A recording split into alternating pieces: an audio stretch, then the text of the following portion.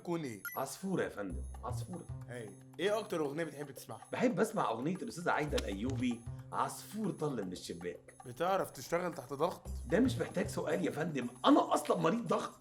طب بتعرف تشتغل على برامج اوفيس او اي سوفت وير عامه؟ يا فندم انا اصحابي بينادوني عماد اكس ان. انت بتقول ايه يا فندم؟ لا قصدي عماد اكسل يا فندم، اكسل. حضرتك سمعتها ايه بس؟ تمام. طب ايه اكتر فيلم يعني بتحبه ومتاثر بيه؟ فيلم الموظفون في الارض يا فندم. طب واكتر فيلم شايف نفسك فيه قدام؟ مراتي مدير عام. مراتك. ايوه. تمام. طب شايف نفسك فين يعني بعد 5 سنين؟ ان شاء الله يا فندم شايف نفسي دراع حضرتك اليمين، بس مش هنا يا فندم، في الخليج ان شاء الله. الخليج.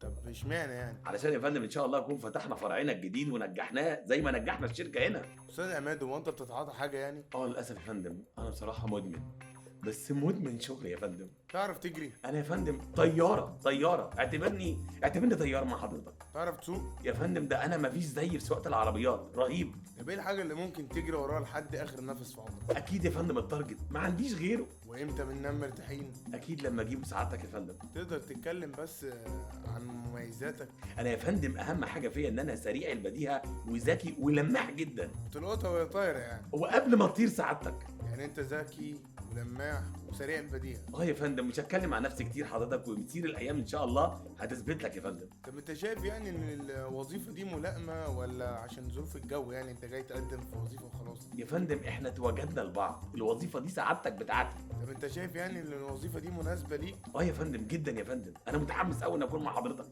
انا عاجبني التحمس ده، جميل جدا. بس اخر حاجه بس استاذنك تبص على الاعلان بتاع الوظيفه اللي معلقينه ده، تناسبك ها؟ السلام عليكم. اتكل على الله. اروح كده واجي كده. اعمل بقى كده العب جيم. ايوه. وكده كده كده وكده. اغنيه الاستاذه عايده الايوبي، عصفور طل من الشباك. امرر ولا سكر؟